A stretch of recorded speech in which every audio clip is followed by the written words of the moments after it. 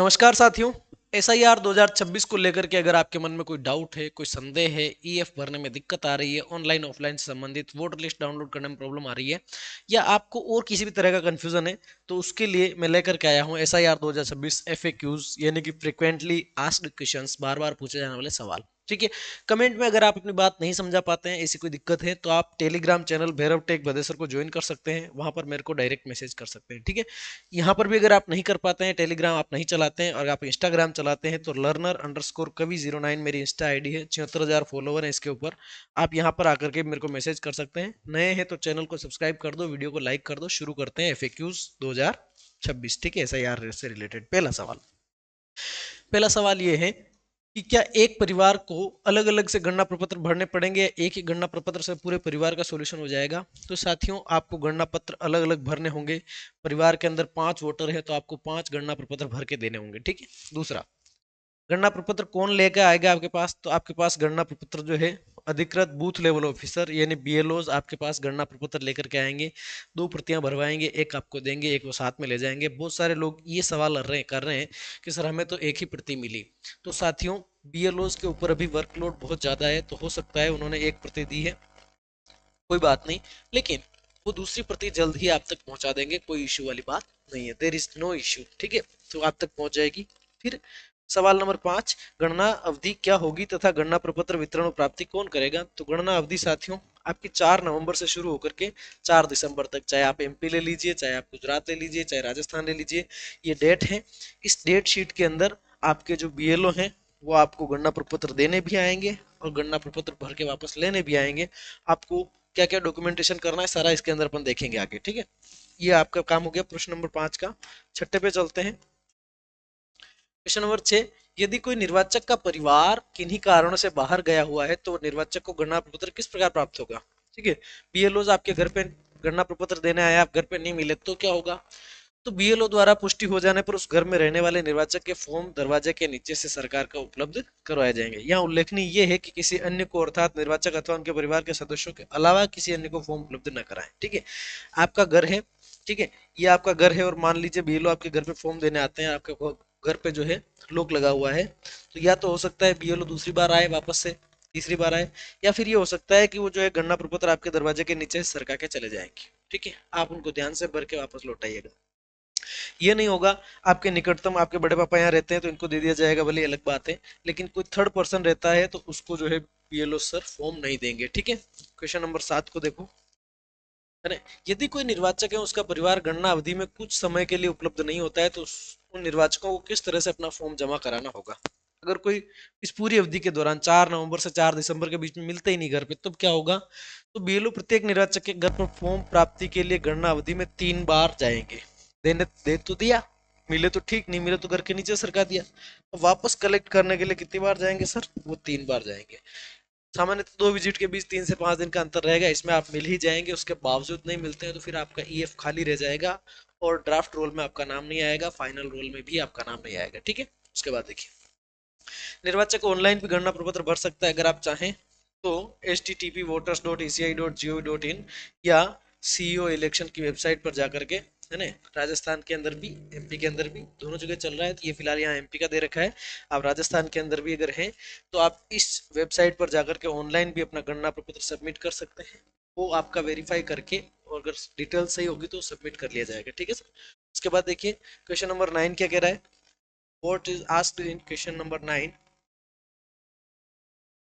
गणना पत्रक में क्या जानकारी चाहिए गई है? गणना प्रपत्र में क्या क्या जानकारी भरनी है? तो देखिए, गणना प्रपत्र के अंदर जो है आपको जो जानकारियां देनी है वो यहाँ पर दे रखी है। उपलब्ध प्रविष्टि जिसमें निर्वाचक का नाम, यानी कि 2025 की वोटर लिस्ट में आपका नाम होना चाहिए। वहाँ के आपके इपिक नंबर चाहिए, आपका एड्रेस, मतदान केंद्र का क्रमांक और नाम, विधानसभा का नाम, राज्य का नाम, फोटो, प्री फील्ड अंकित रहेंगे। ये सारी चीजें तो आपके वहां पर क्या रहेंगे? अंकित रहेंगी। ठीक है, साथ ही नवीन फोटो चस्पा के लिए स्थान दिया हुआ है जिसमें निर्वाचक अपनी नई फोटो अंकित कर सकेंगे। इसके बाद निर्वाचक की सामान्य जानकारी जैसे जन्म तिथि, आधार संख्या, ठीक है, मोबाइल नंबर, पिता या अभिभावक का नाम, उनका एपिक क्रमांक, उपलब्ध फॉर्म तो मैंने आपको दिखा रखा है EF, है ना। तो क्या क्या डिटेल्स चाहिए उसमें, जो कुछ भी भरना है वो सारी डिटेल्स चाहिए। कोई भी दस्तावेज बीएलओ सर आपसे नहीं लेंगे, मतलब लेकर के साथ में नहीं ले जाएंगे, वो वहां पर देखेंगे जरूर, उसके अकॉर्डिंग आपकी डिटेल्स भरी जाएगी। ठीक है, तो ईएफ कैसे भरना है मैंने डिटेल में आपको बता रखा है। पिछले एसआईआर का विवरण कहाँ से डाउनलोड कर सकते हैं, तो आप इस वेबसाइट पर जाओ, इस वेबसाइट पर जाओ, वहां पर आपको एक ऑप्शन मिलेगा सर। इस वेबसाइट पर जब आप जाएंगे तो यहाँ पर एक ऑप्शन मिलेगा, search your name in last SIR, search your name in last SIR. वहां से जाकर के आप किसी भी स्टेट के, किसी भी विधानसभा के, किसी भी भाग संख्या, किसी भी जो है वो पीडीएफ आप डाउनलोड कर सकते हैं। ठीक है, उसके बाद देखिए, क्या गणना अवधि में गणना प्रपत्र के साथ कोई दस्तावेज निर्वाचक से लेना है? गणना अवधि में बीएलओ जो है कोई भी दस्तावेज आपसे नहीं लेंगे, हाँ देखेंगे, उसमें से डिटेल्स भरेंगे और वो आपको वापस लौटा देंगे, अपने साथ कोई भी डॉक्यूमेंट या उसकी प्रति नहीं ले जाएंगे। ठीक है, उसके बाद देखो, यदि कोई निर्वाचक अपना फॉर्म किन्हीं कारणों से प्रस्तुत नहीं कर पाता है तो उसको निर्वाचक नामावली में नाम जोड़ने के लिए क्या विकल्प है? अगर आप ईएफ सबमिट नहीं कर पाए हैं तो आप क्या कर सकते हैं, ऐसे व्यक्ति प्रारूप 6 में घोषणा पत्र के साथ अपना आवेदन जोड़ने के लिए प्रस्तुत कर सकते हैं। कहाँ करेंगे? बीएलओ सर के पास। ठीक है, बूथ लेवल ऑफिसर जो होंगे उनके पास आपको फॉर्म सबमिट करना है। 13 क्वेश्चन देखो, जिन निर्वाचकों को गणना प्रपत्र प्राप्त नहीं होगा उनका नाम प्रारूप निर्वाचक नामावली में शामिल होगा या नहीं, इसकी जानकारी पोर्टल पर उपलब्ध होगी या नहीं, तो ध्यान देना। दो तरह के हमारे पास वोटर्स रहेंगे, पहला वे जिनका ईएफ सबमिट हो गया, दूसरा वे जिनका ईएफ सबमिट नहीं हुआ। ईएफ सबमिट हो गया, इनका नाम आएगा ड्राफ्ट रोल में। 4 दिसंबर तक ये प्रक्रिया चलेगी, उसके बाद ड्राफ्ट रोल पब्लिश करेगा इलेक्शन कमीशन। ठीक है, तो जिसने ईएफ भर दिया, जिसका ईएफ सही पाया गया, उसका तो ड्राफ्ट रोल में नाम आ जाएगा। साथ ही एक सूची का प्रकाशन होगा, एक सूची का प्रकाशन होगा जिसके अंदर वो लोग होंगे जिन्होंने अपना फॉर्म नहीं दिया। तो फॉर्म नहीं देने वालों की सूची 4 तरह की सूची होगी। कितनी तरह की? 4 तरह की। वे लोग जो अनुपस्थित थे, उनकी एक अलग लिस्ट, भाई ये अनुपस्थित पाए गए, घर पे नहीं थे। दूसरा, शिफ्टेड की लिस्ट आएगी कि ये यहाँ से दूसरी जगह पे शिफ्ट हो चुके हैं, ठीक है, स्थानांतरित। तीसरी जो डेथ है, रिपीटेड, वह जिसका 2-2 जगह पे नाम है। ठीक है, 4 प्रकार की लिस्टें भी ड्राफ्ट रोल के साथ पब्लिश की जाएगी, है ना। उसमें जो लोग हैं वो उनकी एक अलग से सूची डाल दी जाएगी, भाई इस कारण से इनका नाम ड्राफ्ट रोल में नहीं है। ठीक है, उसके बाद देखो, क्या घर घर जाकर गणना प्रपत्र के समय कोई भी नए इलेक्टर के रूप में अपना आवेदन नाम जोड़ने के लिए कर सकता है? तो हाँ बिल्कुल, आप नाम जोड़ने के लिए नया आवेदन कर सकते हैं। ठीक है, तो प्रारूप 6 में घोषणा के साथ आपको फॉर्म नंबर 6 से नाम जुड़ जाएगा आपका बीएलओ सर के माध्यम से। 1 अप्रैल, 1 जुलाई, 1 अक्टूबर अर्हता की तिथि में अग्रिम आवेदन प्राप्त किए जा सकते हैं, तो बिल्कुल अग्रिम आवेदन भी प्राप्त कर सकते हैं, कोई इश्यू वाली बात इसमें भी नहीं है। ठीक है, मुख्य कार्य यहाँ पर देख लीजिए, बीएलओ सर खास रूप से क्या काम करेंगे इस अवधि के दौरान, है ना, बिटवीन 4 नवंबर एंड 4 दिसंबर, इसके बीच में गणना प्रपत्र का वितरण करेंगे, पूर्व एसआईआर से लिंकिंग का काम करेंगे, 2002 की वोटर लिस्ट से या 3 की वोटर लिस्ट से भरे हुए प्रपत्रों के संग्रहण का काम करेंगे, है ना, वापस कलेक्शन कह सकते हैं जिसको। गणना प्रपत्र पर पिछले एसआईआर मतदाता सूची से सत्यापन का काम भी वही करेंगे। बीएलओ ऐप में गणना प्रपत्र की प्रविष्टि का काम करेंगे, है ना। या एएसडीआर की जो सूची है, एब्सेंट, शिफ्टेड, डेथ और रिपीटेड, वो अंकित करने का काम भी बीएलओ सर करेंगे। और समस्त भरे हुए गणना प्रपत्र एआरओ को सौंपने का काम भी इसका रहेगा, बीएलओ सर का रहेगा। ठीक है, क्वेश्चन नंबर 17 देख लीजिए। इसके बाद भी आपके डाउट है मुझे पता है, वो भी मैं सोल्व करूंगा, कोई इश्यू वाली बात नहीं, पर एक बार वीडियो को पूरा देखिए। बीएलओ गणना प्रपत्र कितने प्रति में प्राप्त करेगा? तो बीएलओ गणना प्रपत्र 2 प्रतियों में निर्वाचक को प्रदान करेगा, जिसकी एक प्रति प्राप्त करते हुए दूसरी प्रति पर निर्वाचक को पावती देगा, अर्थात एक प्रति बीएलओ ले जाएगा, एक आपके पास रहेगी, है ना।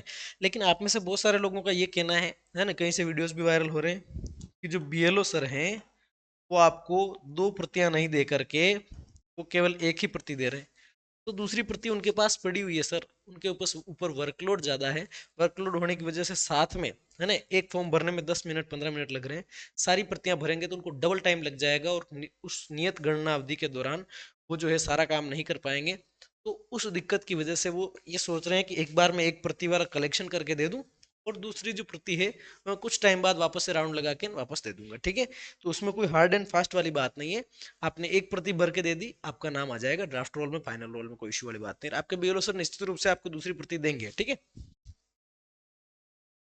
चलिए क्वेश्चन नंबर, और उसमें कोई हार्ड एंड फास्ट नहीं है, बस आपका फॉर्म सबमिट हो जाना चाहिए अच्छे तरीके से, एक फॉर्म को अच्छे तरीके से भर के दे दीजिए, दूसरे में तो आपको कॉपी करना है सिर्फ। ठीक है, वो रसीद के रूप में है कि हाँ हमारा फॉर्म भर गया।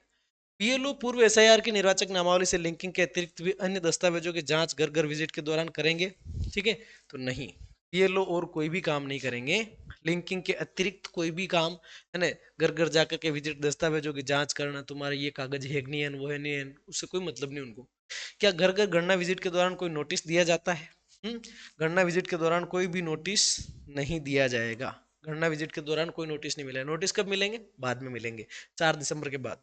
नोटिस किस नाम के मिलेंगे? जैसे शिफ्टेड का फॉर्म है तो नोटिस मिलेगा कि अगर वास्तव में शिफ्ट हो गए तो ठीक है, नहीं हुए हैं तो यहाँ का आप नोटिस का जवाब दीजिए और आप जो है अपना नाम जुड़वा सकते हैं। किसी निर्वाचक की मृत्यु हो गई तो क्या उसका मृत्यु प्रमाण पत्र परिवार से ले सकते हैं? बिल्कुल। अगर किसी की, जैसे किसी का ईएफ बन के आ गया, इनोमिनेशन फॉर्म आ गया और उसकी तो सब पता चला ईएफ तो आ गया पर डेथ हो गई, ठीक है, वहां पर पूछ सकते हैं बीएलओ सर यार जो डेथ सर्टिफिकेट है उसकी फोटो कॉपी दे दो मेरे को, ठीक है, तो उसमें कोई इश्यू वाली बात नहीं है। उसके बाद बस 2 क्वेश्चन और बचे हैं। 22वां देखो, किसी निर्वाचक का नाम पूर्व की एसआईआर की मतदाता सूची में है अथवा नहीं है तो उसका प्रमाण पत्र लिंक से किस प्रकार अतिरिक्त से की जाएगी, किस प्रकार से अंकित की जाएगी? तो पिछले एसआईआर का मतदाता सूची में मतदाता का विवरण उपलब्ध होने पर तीसरी सारणी के बाद, ये तो बता रखा है आपको, ठीक है, मैंने आपको बताया था कि आपका फॉर्म है, इसमें ये 1 2 3 4 कॉलम 5 कॉलम भरे हुए आएंगे। लास्ट कॉलम में आपको अपना फोटो चिपकाना है। यहाँ पर एक कॉलम और है, ये वाला पूरा, है ना, नीचे की साइड में 2 कॉलम है। तो अगर मतदाता का खुद का नाम 2002 की वोटर लिस्ट में है तो यहाँ तक की इससे ऊपर ऊपर वाली एंट्री तो सबको भरनी है, ठीक है।